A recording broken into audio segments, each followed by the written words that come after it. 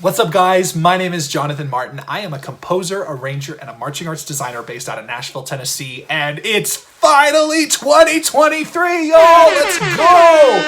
So I thought it would be great for us to just jump right in. We're kind of like in that middle phase of the marching band life where, you know, we're just far away enough from the season like being over that we're kind of getting withdrawal. We're just far enough away from like getting those show reveals and starting summer band that we need a little bit more marching band in our life. So we're going to take a look. I'm going to be putting out 12 videos in 12 days, kind of like 12 days of Christmas, but you know, like it starts on January 1st. And today is January 1st. So we're going to take a look today at Broken Arrow High School finals at the Oklahoma Bandmasters Association. We're looking at the OBA because I can't find a public use version of their Grand Nat finals run, but I'm really, really excited for this. I hope you guys are too. So let's take a look at it.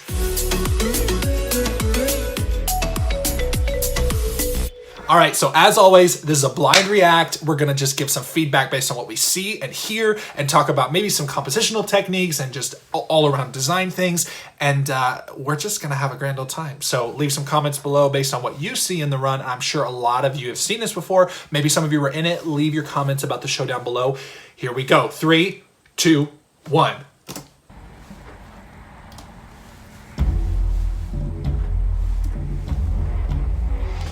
Yeah, immediately love the ambiance and just the utilization of some more electronic sounds mixed in with the acoustical things that are going on with the percussion and the front ensemble thing.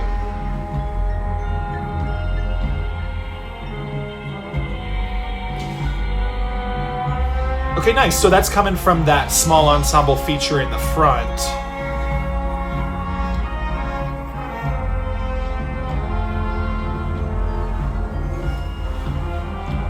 Yeah, so it's interesting because visually, I would say we're really moving in and out of chaos and then into visually like moving into chaos and into order, which is interesting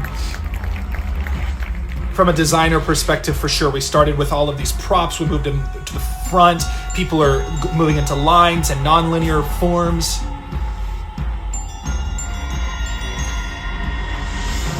Yeah, I'm always interested in how front ensemble reads, like front ensemble orchestration reads. I'm not a front ensemble guy, but I am interested in how it reads. And so as I'm learning, I'm hearing things like those really strong, sound like crotale bell part, dee-da-dum, and what's going on underneath that to support that. It's interesting to me also as just a design technique. We've yet to have like a hit yet. We could maybe view this as like our ensemble hit, but we didn't ever get like a ready and it like blast in your face, which is an interesting, like kind of an interesting development of ideas here. It just kind of felt like it moved into this that we're watching right now, into this place.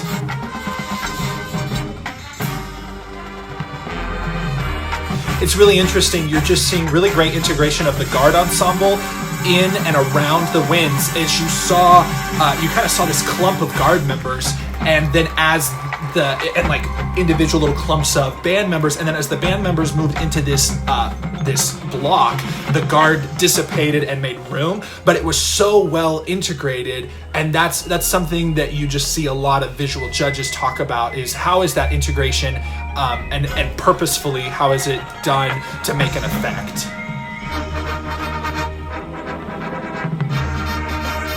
Yeah, so it sounds like we have high trumpets, and then we've got like maybe third trumpets and low brass on the which is an interesting, unless I'm just hearing that wrong, it's an interesting choice. I wouldn't personally put trumpets in both groups. I would have done like a call and response between trumpets and like horns and trombones. But again, it's a really great choice because the carrying of the timbre of the trumpet is so much different than the timbre that carries any other instrument in that group. Yeah, I'm always listening for how is that woodwind line being woven into what's going on overall. If you've watched many of my videos, I talk about how It's not necessarily my favorite compositional technique to have like flutes and trumpets doubling each other all the time. On chord tones it makes sense, but if you're doing melodic things, it's just really hard to get those tones in tune. So right there, that woodwind thing was an effect. It was kind of like soaring over the ensemble, and then it became the moment because the brass got out from underneath that. Or out from on top, they went underneath that.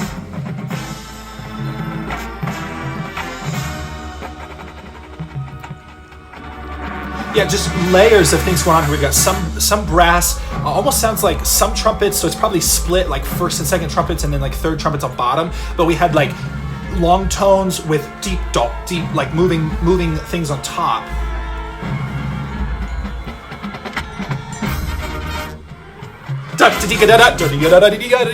So it's just this really beautiful texture of strong melodic ideas from the brass ensemble and then just movement and texture things from the woodwinds that you would not get if that woodwind stuff was not super clean. Which, my comment being that woodwind stuff is very clean. Even though you can't hear each individual pitch, the movement of that texture is pretty difficult. I don't know if I would have to go back and listen to see if it was chromatic or scale based, but yeah, so you're hearing that in the front ensemble, back to talking about the front ensemble stuff here, you're hearing accented stuff happening in what I'm hearing is crotales. And then you have individual like hits and filler stuff on marimba, deep da with all of the strong piercing front ensemble percussion, and then more filler. See, like we still got stuff going on in those marimbas, but it's not as piercing because it's serving a purpose underneath this solo thing that's happening.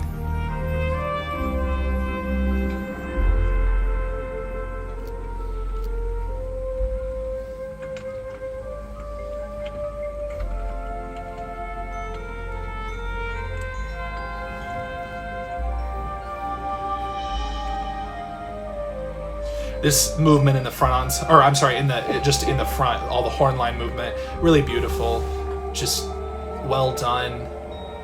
Buy-in, strong buy-in from all the performers, and that step was just so strong, and from the ensemble as a whole, it was just so well initiated.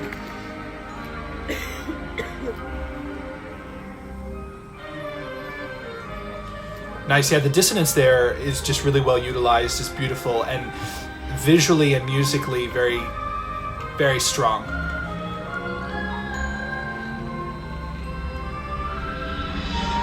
Yeah, really, really strong independent lines there. Unisons in octaves, flutes and clarinets in octaves, maybe even in unison there.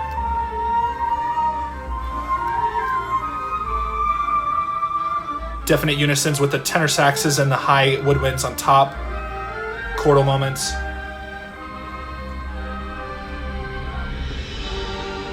Yeah, the guard stuff there was really beautiful too. Had almost like, the thing that I've been so impressed with Broken Arrow in the past is that their guard's so big, they have so many options to split that ensemble in so many different ways. When I saw them live in 2018, they did their Americana theme, and there was a time where you had half the ensemble was doing silk and half the ensemble had these trombones, like plastic trombones, and another half of the ensemble had, I think, rifles. I know that doesn't equal a whole thing. I know that half and a half and a half is more than one, but just beautiful here. We've split the field. We were talking earlier about integration, how the guard and the band were integrated well, and now we've purposefully separated them. We've got band on side B and guard on side A, and the one thing you realize as you are watching how guard and wind stuff is staged together, the guard takes up so much more room than the band stuff does. Obviously, because they've got these equipment pieces, rifles, flags, swing flags that take up so much more room than just a singular person. So you can create, especially with like smaller groups, I encourage them to create and use space with their guard. When you've got bigger guards, you can take up more space with those moments.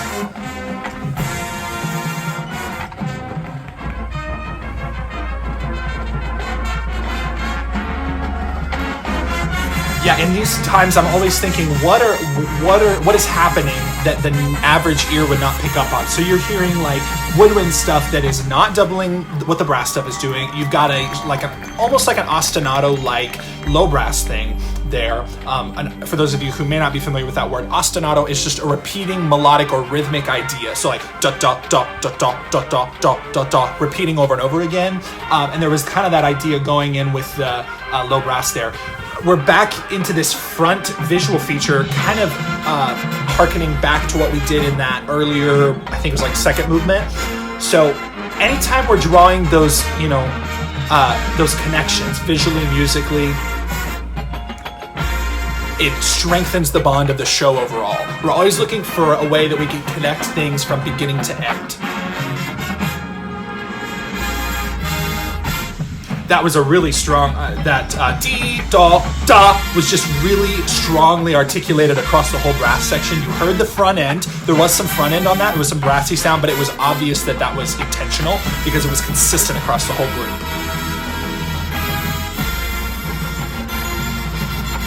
Yeah, every once in a while you get a little bit of fall off at the end of the note. You get a little bit of a da, da, where it's the whole section is almost carrying it to count 1 or count 4, but it's just like barely falling off. That's what you're hearing there. It's just this strong sound.